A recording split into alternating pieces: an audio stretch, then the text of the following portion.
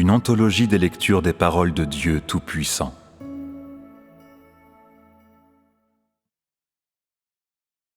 Les déclarations de Dieu à l'univers entier. La 9e déclaration.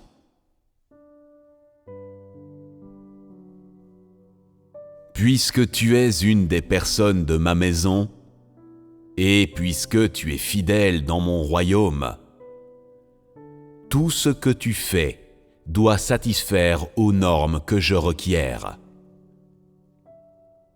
Je ne demande pas que tu sois rien de plus qu'un nuage à la dérive, mais que tu sois une neige étincelante et que tu possèdes son essence et plus encore sa valeur.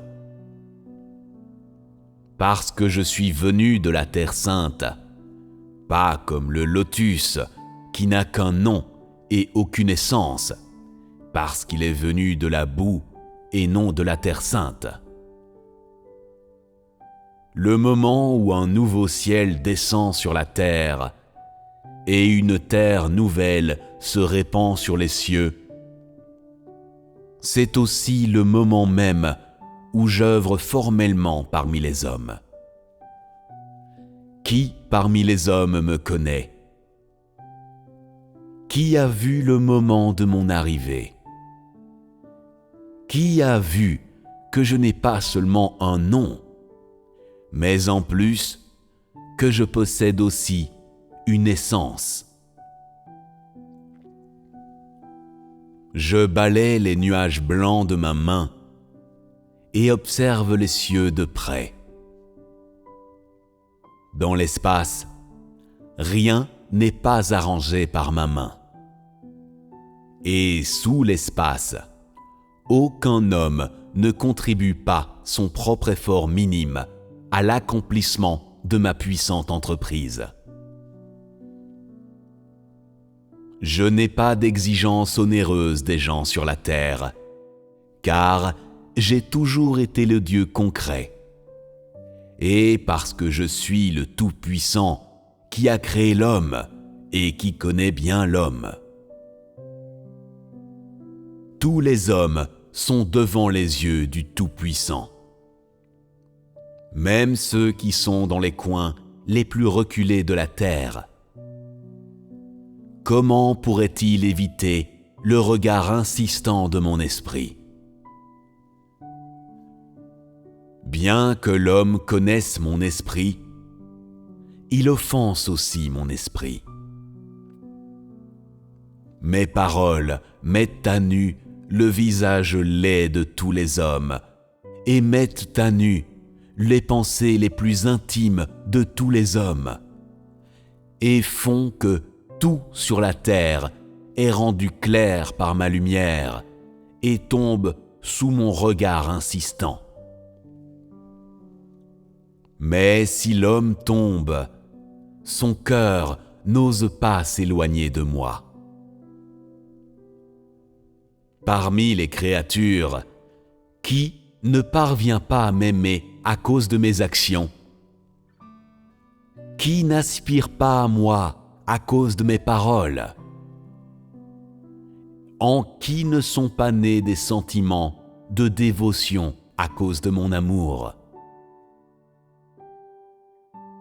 C'est seulement à cause de la corruption de Satan que l'homme est incapable d'atteindre l'état que j'exige. Même les normes les plus basses que j'exige produisent des craintes en lui. Pour ne rien dire d'aujourd'hui, l'ère où Satan se déchaîne et est follement despotique, où le temps où l'homme a été tellement piétiné par Satan que tout son corps est enduit de souillure. Quand l'incapacité de l'homme à prendre soin de mon cœur à cause de sa dépravation ne m'a-t-elle pas causé de la douleur? Serait-ce que je plains Satan? Serait-ce que je me trompe dans mon amour? Quand l'homme me désobéit, mon cœur pleure secrètement. Quand l'homme s'oppose à moi, je le châtie. Quand l'homme est sauvé par moi et est ressuscité d'entre les morts, je le nourris avec le plus grand soin. Quand l'homme m'obéit, mon cœur est rassuré et je sens immédiatement de grands changements dans toutes choses au ciel et sur la terre. Quand l'homme me loue, comment pourrais-je ne pas en tirer plaisir? Quand l'homme me rend témoignage et est gagné par moi, comment ne pourrais-je pas être glorifié? Est-ce possible que tout ce que l'homme fait ne soit pas gouverné et fourni par moi? Quand je ne donne pas de direction, les gens sont oisifs et tranquilles, et derrière mon dos, ils s'engagent dans ces sales transactions admirables. Penses-tu que la chair dont je me revêts ne sait rien de tes actions, tes comportements et tes paroles? Beaucoup d'années, j'ai enduré le vent et la pluie, et j'ai aussi expérimenté l'amertume du monde humain. Cependant, après réflexion plus profonde, aucune quantité de souffrance ne peut faire que l'homme de chair perde espoir en moi. Encore moins, aucune douceur ne peut faire que l'homme de chair devienne froid, découragé ou dédaigneux envers moi. L'amour de l'homme pour moi est-il vraiment limité à soit pas de souffrance, soit pas de douceur? Aujourd'hui, je vis dans la chair et j'ai commencé à accomplir officiellement l'œuvre que je dois faire. Mais bien que l'homme craigne la voix de mon esprit, il désobéit à l'essence de mon esprit. Je n'ai pas besoin de donner des détails sur combien il est difficile pour l'homme de connaître le moi de la chair dans mes paroles. Comme je l'ai dit auparavant, je ne suis pas exigeant dans mes demandes, et il n'est pas nécessaire pour vous de parvenir à me connaître pleinement, car l'homme est déficient. C'est une condition inhérente, et les conditions acquises sont incapables de combler cette lacune. Vous n'avez besoin que de connaître tout ce qui est fait et dit par le moi en forme de chair. Puisque mes exigences ne sont pas sévères, c'est mon espoir que vous puissiez en arriver à le connaître et que vous puissiez répondre à mes exigences. Vous devez vous débarrasser de vos impuretés dans ce monde souillé. Vous devez vous efforcer de faire des progrès dans cette famille arriérée d'empereurs et ne pas être tolérant envers vous-même. Tu ne dois pas être le moins du monde indulgent envers toi-même. Tu aurais besoin de consacrer beaucoup de temps et d'efforts pour savoir ce que je dis en un seul jour. Et la connaissance de même une seule phrase prononcée par moi est digne d'une expérience de vie. Les paroles que je dis ne sont pas vagues et abstraites. Elles ne sont pas que du bavardage. Beaucoup de gens espèrent gagner mes paroles, mais je ne leur prête aucune attention. Beaucoup de gens aspirent à ma générosité, mais je ne leur donne rien. Beaucoup de gens veulent voir mon visage, mais je l'ai toujours caché. Beaucoup de gens écoutent attentivement ma voix, mais je ferme les yeux et tourne la tête, impassible à leurs désirs. Beaucoup de gens craignent le son de ma voix, mais mes paroles sont toujours sur l'offensive. Beaucoup de gens craignent de voir mon visage, mais je me fais voir délibérément pour les frapper. L'homme n'a jamais vraiment vu ma face et n'a jamais vraiment entendu ma voix, car il ne me connaît pas vraiment. Même si je le frappe, même s'il me laisse, même s'il est châtié par ma main, il ne sait toujours pas si tout ce qu'il fait est vraiment selon mon propre cœur, et il ignore toujours à qui je révèle mon cœur. Depuis la création du monde jusqu'à aujourd'hui, personne ne m'a jamais vraiment connu, ni ne m'a vraiment vu.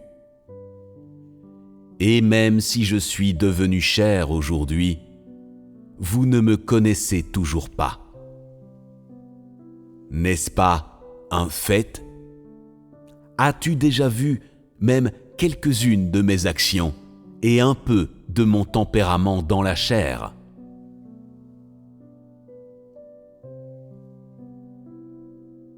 C'est dans le ciel que je me couche, et c'est sous le ciel que je trouve le repos. J'ai un endroit où habiter, et j'ai un temps où je déploie ma puissance. Si je n'étais pas sur la terre, si je ne me cachais pas dans la chair, et si je n'étais pas humble et caché, le ciel et la terre n'auraient-ils pas été changés depuis longtemps? Est-ce que vous, gens de mon peuple, n'avez pas déjà été utilisés par moi? Pourtant, il y a de la sagesse dans mes actions. Et bien que je sois pleinement conscient de la tromperie de l'homme, je ne suis pas son exemple, mais j'en fais plutôt un échange. Ma sagesse dans le domaine spirituel est inépuisable. Ma sagesse dans la chair est éternelle. N'est-ce pas le moment même où mes actions sont rendues claires? J'ai pardonné à l'homme et l'ai gracié plusieurs fois jusqu'à aujourd'hui, à l'ère du règne. Pourrais-je vraiment retarder mon temps plus longtemps? Bien que j'ai été un peu plus miséricordieux envers l'homme fragile, une fois que mon œuvre sera terminée, pourrais-je encore m'attirer des ennuis en accomplissant une œuvre du passé? Pourrais-je sciemment permettre à Satan d'accuser? Je n'ai pas besoin que l'homme fasse autre chose que d'accepter la réalité de mes paroles et le sens originel de mes paroles. Bien que mes paroles soient simples, en substance, elles sont complexes, car vous êtes trop petits et êtes devenus trop engourdis. Lorsque je révèle mes mystères directement et que j'éclaircis ma volonté dans la chair, vous ne prenez pas garde. Vous écoutez le son, mais ne comprenez pas le sens. Je suis accablé de tristesse. Bien que je sois dans la chair, je suis incapable de faire l'œuvre du ministère de la chair. Qui en est venu à connaître mes actes dans la chair parmi mes paroles et mes actions? Quand je révèle mes mystères par écrit ou que je les énonce à haute voix, les gens sont tous stupéfaits. Ils ferment les yeux en silence. Pourquoi ce que je dis est-il incompréhensible à l'homme? Pourquoi mes paroles lui sont-elles impénétrables? Pourquoi est-il aveugle à mes actes? Qui peut me voir et ne jamais m'oublier? Qui peut entendre ma voix et ne pas la laisser passer? Qui peut sentir ma volonté et plaire à mon cœur? Je vis et je marche parmi les gens. J'en suis venu à faire l'expérience de leur vie, et bien que j'ai senti que toute chose était bonne après que je les ai créées pour l'homme, je n'ai aucune joie à vivre parmi les hommes, et le bonheur parmi les hommes ne me réjouit pas. Je ne déteste pas et ne rejette pas l'homme, mais je ne suis pas sentimental non plus envers lui, car il ne me connaît pas. Il a du mal à voir ma face dans les ténèbres, a de la difficulté à entendre ma voix et ne peut discerner mes paroles au milieu de la clameur. Ainsi, superficiellement, tout ce que vous faites, c'est de m'obéir. Mais dans votre cœur, vous me désobéissez encore. On peut dire que toute la vieille nature de l'humanité est ainsi. Qui est une exception? Qui n'est pas l'un des objets de mon châtiment? Mais qui ne vit pas sous ma tolérance? Si l'homme était détruit par ma colère, quelle serait la signification de ma création des cieux et de la terre? J'ai déjà averti beaucoup de gens. J'ai exhorté beaucoup de gens et j'ai ouvertement jugé beaucoup de gens. N'est-ce pas mieux que de détruire directement l'homme? Mon but n'est pas de mettre l'homme à mort, mais de lui faire connaître toutes mes actions au milieu de mon jugement.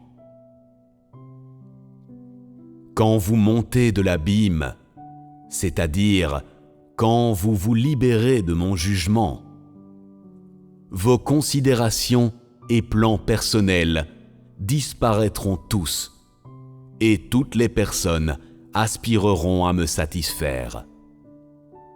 Et en cela, n'aurais-je pas atteint mon but?